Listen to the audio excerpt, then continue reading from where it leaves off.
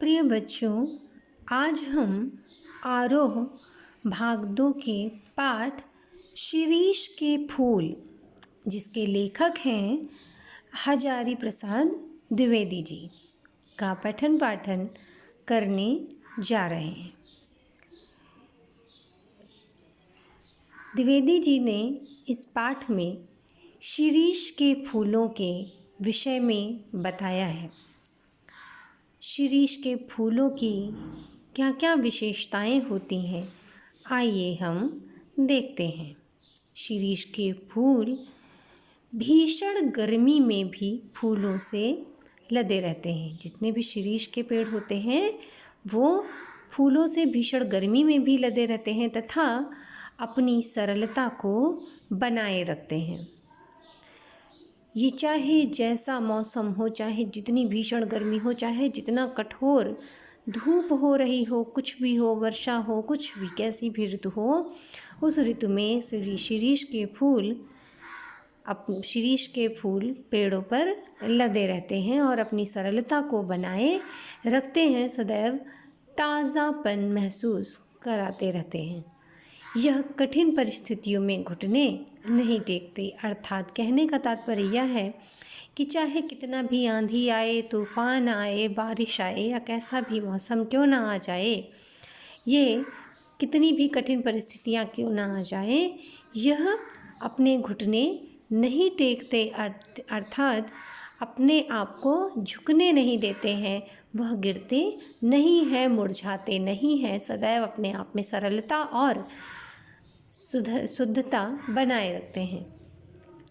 वह सन्यासी की तरह हर स्थिति में मस्त रहता है। शिरीष का फूल जो होता है वह सन्यासी की तरह होता है।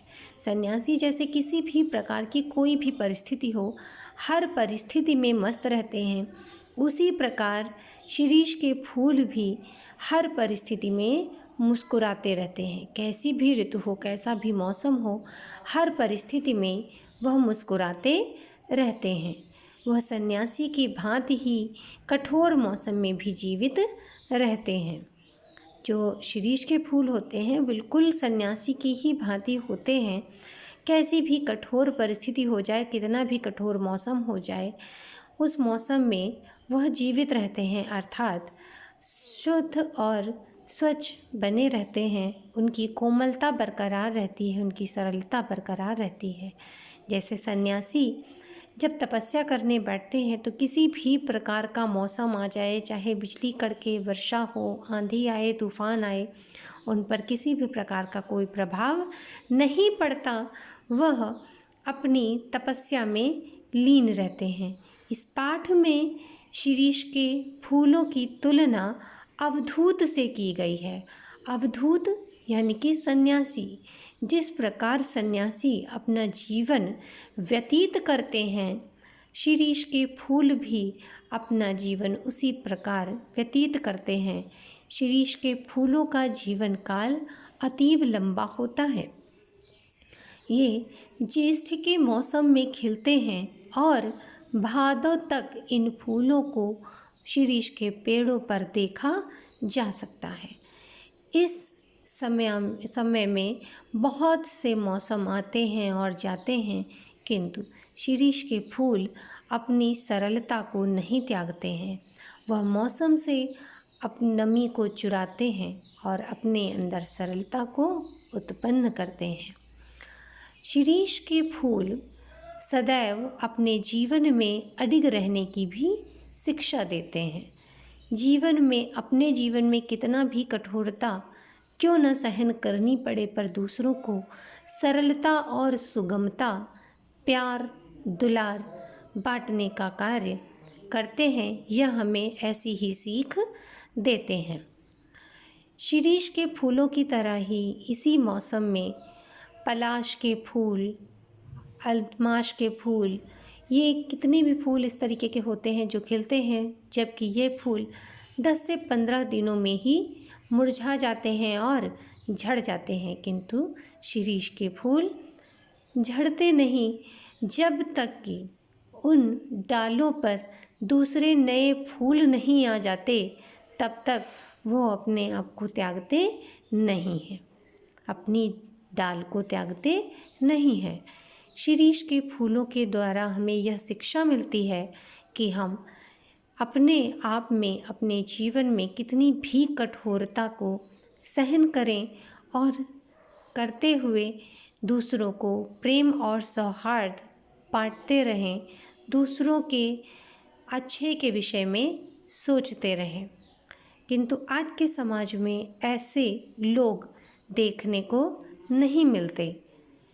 लेखक का कहना है कि ऐसे व्यक्तित्व का सिर्फ एक ही व्यक्ति था जिसके बारे में हम कह सकते हैं कि वह शिरीष के फूलों की भांति ही खुशबूदार और तेजवान, सरस और सरल व्यक्तित्व का व्यक्ति था। कौन? हमारे बापू। बापू ही सिर्फ एक ऐसे व्यक्ति थे जिनको हम कह सकते हैं कि उनके अंदर शिरीष के फूलों की विशेषता थी।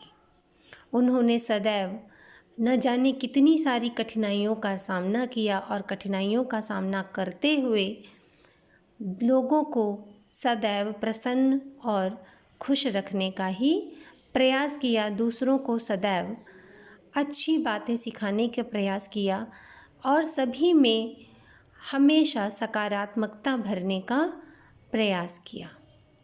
तो बच्चों, आज का हमारा गृह कार्य है कि आप शिरीष की फूलों की विशेषता लिखते हुए बापूजी में आपको शिरीष के फूलों के जैसी कौन कौन सी विशेषताएं दिखाई पड़ती हैं, उनको आप चित्रों और शब्दों के द्वारा वर्णित करें।